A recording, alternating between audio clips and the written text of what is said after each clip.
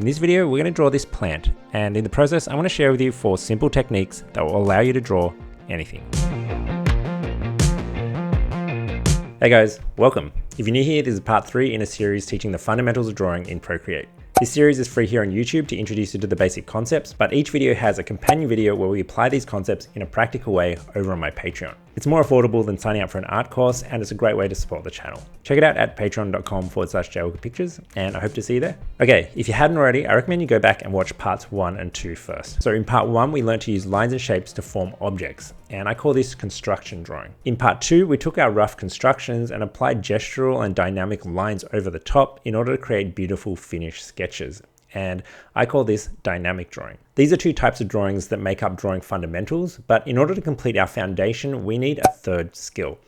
And that skill is observational drawing. Observational drawing is a practice of capturing what's in front of you. And I know that might sound a little obvious and dumb, but it was probably one of the earliest examples or experiences of an aha moment for me in my art journey. And it was the first time it made me think about how my brain acts or processes information while I'm drawing. I would even go as far as to say it changed the way that I see and perceive the world itself. The best way to explain it is through an actual drawing exercise. So let's jump into Procreate. So the first thing we're going to do is create a new canvas. I'm going to use the screen size 2048 by 2732.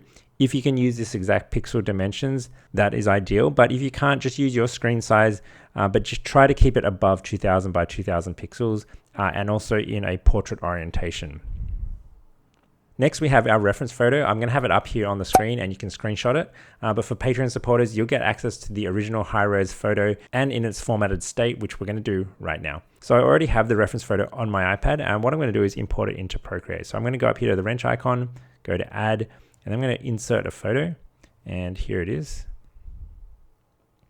And I'm just going to zoom out a bit. So just pinch outside of this bounding box of the image so we can zoom out.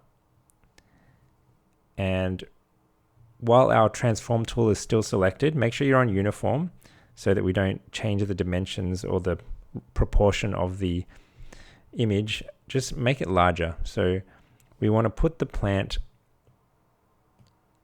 front and center, but we do want to have some of the legs of the stool still visible. Okay, that looks good. Just deselect that, and we're going to pinch to recenter our image. And the next thing we're going to do is go up here to the wrench icon. We're going to go to our canvas section and hit drawing guide, and you'll see this new grid appear here, and we want to edit that. So edit drawing guide. Now the drawing guide is a really useful feature in Procreate. I'm not going to go through every single feature here, but you can see there's 4 main settings: 2D grid, isometric, perspective, and symmetry. Each grid type facilitates a different type of drawing, so it can be really deep, but we're going to stick with the 2D grid. And what I want you to do is adjust the grid size. So if you're on the same canvas size as I'm on, you want to adjust it to about, let's do 500. If you're not on the same canvas size, just make sure that vertically we have about 5 boxes, 1, 2, 3, 4. And then if we add this one and this one together, that's about 5. And similarly, horizontally, we want to have about 4 grid boxes. So 1, 2, 3, 4. You can also adjust the thickness of the grid here and also the opacity just to make it more visible. Adjust that to whatever's suitable for you. And now we're going to hit done. Okay, the next thing I'm going to do is use 4 fingers and tap on the canvas, and that removes the UI. So I'll show you that again. See the UI is there. Tap 4 fingers, and then we're going to pinch, and this is going to fill our entire canvas with the image. Now we're going to take a screenshot. So use 2 fingers, one on the lock button and one on one of the volume controls. Hit them at the same time, and you'll see it's created that screenshot right there and saved it to our camera roll. Okay, let's get back into our canvas. 4 fingers to bring back the UI. Go up here to our layers, and I'm going to turn off our reference layer, and now you can see we've got the grid here but without our photo. And now we want to bring in that screenshot that we took just now. So we're going to go here to the wrench icon, and we're going to go to reference, and this is going to bring up our reference window. And if we go here to image, we're going to import that screenshot. So here it is right there. Okay, perfect. And I'm going to put that down there. Let me just adjust this background color. We want to turn it to a neutral gray so it's not so harsh. Okay, and now we're set up. So this is our first and probably the most powerful observational drawing technique, using a grid. Now, to explain the purpose and the importance of the grid, we need to step back a bit. So imagine you're someone that's not an artist at all. You've never drawn anything before, and you've been tasked to draw this plant. And in your mind, you'll be thinking, okay, I need to draw a plant. And you'll have this concept of a plant planted in your mind, and you'll start to draw maybe the pot, you'll draw some stems and then some leaves, right?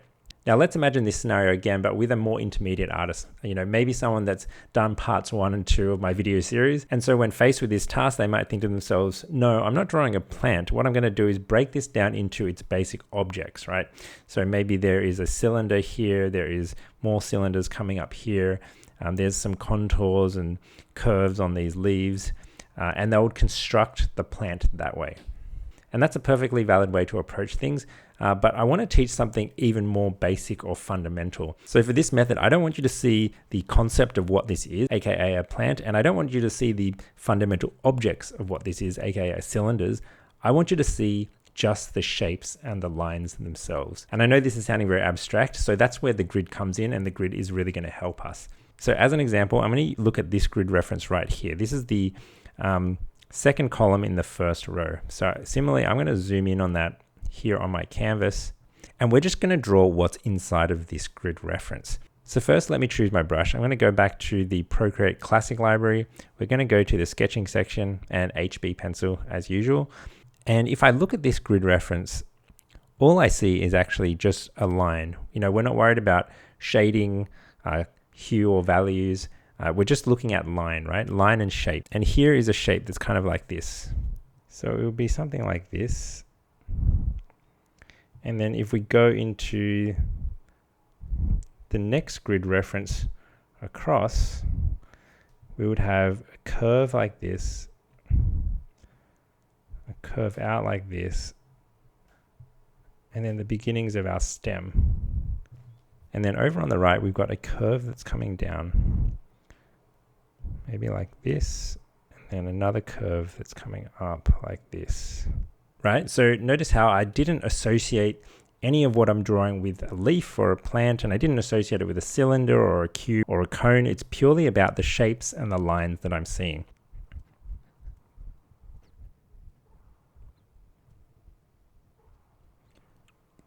It doesn't have to be perfect, but you can see how the grid is helping me keep things in alignment.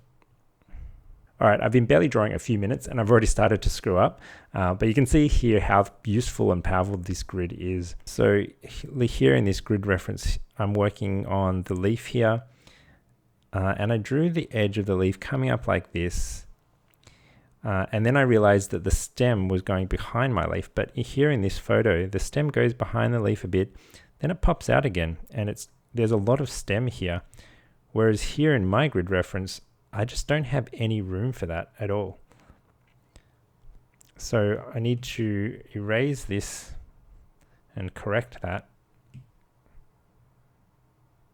So let me draw this stem here.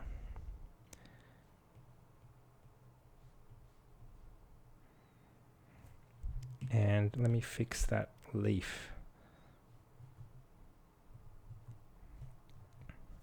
So the leaf should come around like this,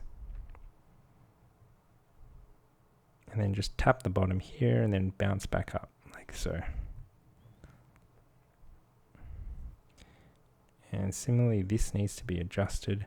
And I guess what's going to help guide me is actually this line down through here. So I need to draw that in and see how I'm drawing this center line through here, and it's intersecting with this cutout. But here in this photo, the cutout is here, right? So I'm way off in that respect.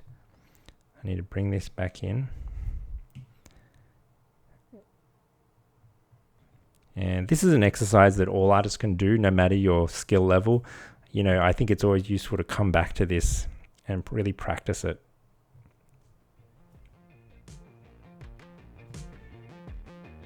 This exercise took me a while, so I'm not going to include it all in this video, but you get the idea. Go ahead and complete the drawing using the grid, and remember to only focus on the shapes you see and not on the object itself. Most of the time we tend to draw what we think an object looks like based on mental assumptions and not what is actually there. And this is where the phrase "draw what you see, not what you think" comes from. Now, grids are awesome, but you won't always be using them. So here are 3 tips more advanced artists use instead. Okay, so I've imported the reference image here without a grid. So let me show you how I would approach this. And we're going to use a second observational drawing technique, and that is using something called the basic unit. And the basic unit varies depending on your image. You just have to choose a basic unit based on something inside of your reference. So an example, maybe in this image, I might use the pot as a basic unit. And it looks to me, based off my eye, that the pot is roughly about 1/5 the size of the vertical height of the image, right? So, you know, if I did this 1, 2, 3, 4, maybe it's about 4.5 pots high, this image. And the plant itself is probably about 2 pots high. So if I take that 1, 2, right? It's not exactly scientific, but you get the idea, right? I'm giving myself a unit of measurement to give me some guidelines. And before I draw anything, I also need to use the third observational drawing technique, and that is to use negative space.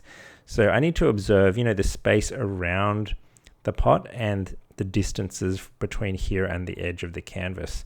So the distance between here and here is a bit wider than the pot itself, and then the distance between here and here is again a bit wider still. So if I guess that the pot is roughly about so big, and the width of this would be, yeah, about there, about there.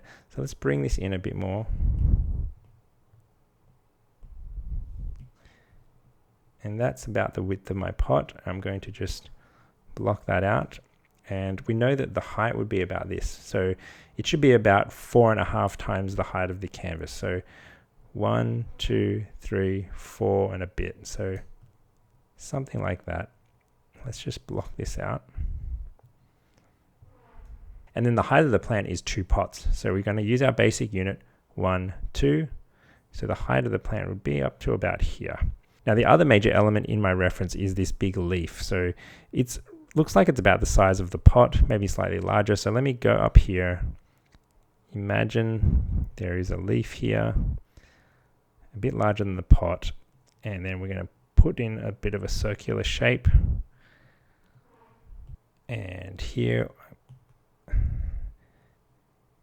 because we have no grid, I just have to observe. And I am using some of the construction drawing and dynamic drawing skills we've explored in the previous 2 videos to draw this. And I'm not going to be as tight as I was when I was doing the grid drawing, because obviously I don't have the grid, and you know, you don't want to drive yourself crazy trying to photocopy the image to be a perfect one-to-one copy, right? It's okay if it's not exact. So let's just hit these major shapes. So there's a major leaf here, and I'm using more of my low angle stroke, that dynamic stroke, to feel these forms out, because I don't know if they're going to look good. I'm just adding the soil. You know, how accurate you want this to be is up to you. I mean, I'm just doing a quick sketch, so I'm not too fussed. Now I noticed an error here. So I was looking at this leaf, right? And the distance between the edge of this leaf and the edge of the canvas is like this, right? It's very small, but here you can see the distance is much wider. And if I measure, like, imagine there was like a vertical line going from here down to here, you can see that it only just breaches the width of the pot here. Whereas here, if I draw a line down to here, you can see we're way, way away from the edge of the pot. So I need to bring this back in. And these are observational drawing skills that you need to hone as you draw.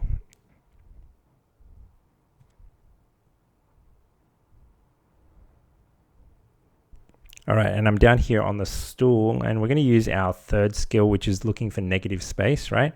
If I look down here on the stool, you can see there's negative space here. So you know, I was getting confused with the structure of the chair itself, and a little mental shortcut is just to draw that negative space in. So if I zoom out a bit, and if I just draw that shape in, it should help complete a lot of the forms. Again, there's another piece of negative space right here. So I can just draw that in, and it'll help me piece things together. And I know I said I wouldn't add shading, but I'm going to add some just because I need it to help me define some of these forms. All right, there is one more observational drawing technique that will help us along the way, and that is the simple flip. So sometimes, just flipping your image helps you see any errors or issues you might have been having with your drawing. And the way to do that is actually go up here to the Move tool, and you'll see here Flip Horizontal. So I think one thing that really stands out to me is how much it's leaning this way. It should actually be more upright, and that wasn't obvious to me before.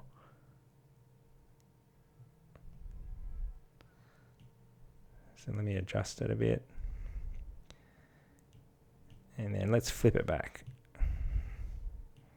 Flipping is really powerful when you're doing things like portraits, animals, things like that. For anything that has like really distinct features or characteristics that where you just innately can tell look right or wrong, you'll really notice it there. Sometimes I might be drawing a face for a really long time and think it looks beautiful, and then when I flip it, I'm just like, what the hell am I drawing, right? Yeah, it can actually really ruin your image. So just be warned, if you do use the flip, it's very powerful.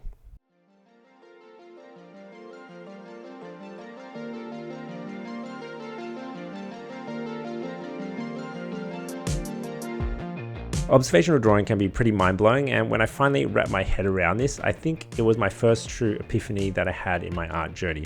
So I hope it's starting to change the way you see drawing and the world. Next time you have a moment, try to really observe what shapes you are seeing and not the idea of the object itself.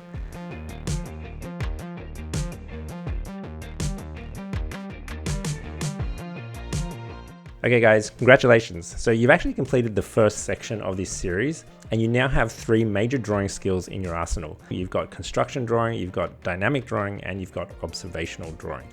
And with these 3 things, I'm pretty sure you could draw almost anything, but they are just the tip of the iceberg, and there's much more to learn. I do want to take a moment to say whether I continue this series depends on you. So let me know by liking, commenting, or sign up to the Patreon. And thanks for watching, and I'll see you all in the next video. Bye.